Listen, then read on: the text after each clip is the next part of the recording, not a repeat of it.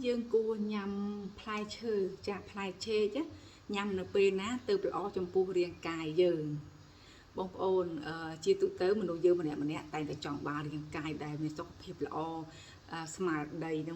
cái hai tha cả cật nó có việc lọ đây mình ọt chả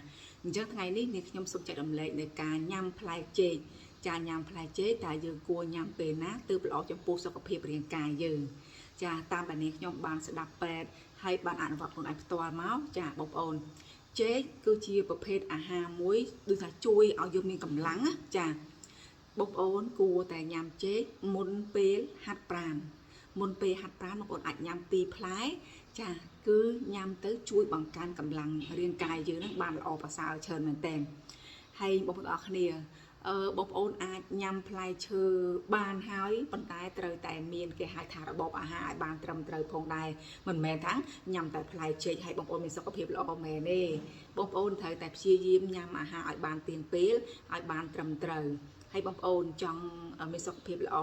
គីឡូយើងបានត្រឹមត្រូវបងប្អូនញ៉ាំអាហារពេលព្រឹកដល់ពេលអាហារថ្ងៃត្រង់ចន្លោះម៉ោងហ្នឹងហាមញ៉ាំអីទៅពីទៅពីឃ្លានញ៉ាំទឹកឃ្លានញ៉ាំទឹកចន្លោះពីអាហារថ្ងៃត្រង់ដល់អាហារពេលល្ងាច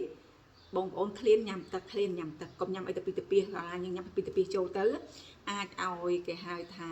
កាពះយើងនឹងកិនអត់តាន់បានល្អហើយថាជាតិស្ករឡើងបានច្រើនផងដែរជាតិស្ករឡើងច្រើនហ្នឹងណាចាអញ្ចឹងវាជាការចែកម្លែកបន្តិចបន្តួចទេចង់បានសុខភាពរាងកាយដែលល្អចង់បានសុខភាពកាយរាងកាយដែលមាំមួនលុះត្រាតែយើងញ៉ាំចំណីអាហារបានត្រឹមត្រូវញ៉ាំរបបអាហារការហាត់ប្រាណចាឥឡូវវិលមកការញ៉ាំចេកវិញម្ដងបងប្អូនញ៉ាំចេកគឺញ៉ាំមុនពេលហាត់ប្រាណបងប្អូនណាបញ្ជាក់ទៀតញ៉ាំមុនពេលហាត់ប្រាណចា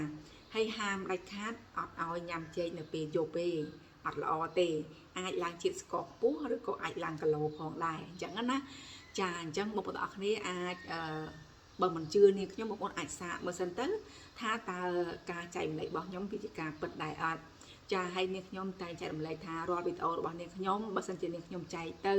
វាមានការខុសឆ្គងឬក៏ពាក្យសម្ដីយ៉ាងណាមិនត្រឹមត្រូវបងប្អូនសូមខន្តីអភ័យទោសផងហើយបងប្អូននាងខ្ញុំក៏និយាយថាអញ្ចេះរាល់ការចែករំលែកទាំងអស់រាល់ការខ្ញុំចែករំលែកគឺជាបំណងចង់ឲ្យអ្នកទាំងអស់គ្នាទទួលបាននូវផលប្រយោជន៍ដែលល្អហើយ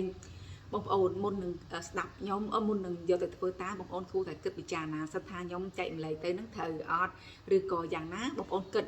ឲ្យពិចារណាយកទៅអនុវត្តសិនបើសិនជាអនុវត្តហើយល្អត្រឹមត្រូវបងប្អូនកាន់យកចាស់អាហ្នឹងវាជារឿងដែលត្រឹមត្រូវមនុស្សយើងត្រូវចេះប្រើបញ្ញាធម៌របស់ព្រះសម្មាសម្ពុទ្ធក៏សំដែងអញ្ចឹងដែរមុននឹងយើងធ្វើអីក៏ដោយធ្វើរឿងអីក៏ដោយសូមគិតពិចារណាឲ្យបានច្បាស់លាស់អនុវត្តហើយទៅធ្វើតាមបានផលអត់បានផលសឹមយើងកាន់យកទៅចានេះឯងគឺជាការចែកម្លែកដែលមានចេញពីបេះដូងរបស់នាងខ្ញុំហើយបងប្អូនគ្នានិយាយដដែលញ៉ាំផ្លែចេកញ៉ាំបានញ៉ាំមុនពេលហាត់ប្រាណអាចញ៉ាំ2ផ្លែអីទៅហើយហាមដាច់ខាតកុំញ៉ាំពេលយប់អត់ល្អចំពោះរាងកាយយើងទេអញ្ចឹងណាចាអញ្ចឹងថ្ងៃនេះសូមចែករំលែកពីបញ្ហាសុខភាពនៃការញ៉ាំផ្លែចេកឲ្យបានត្រឹមត្រូវចាអរគុណ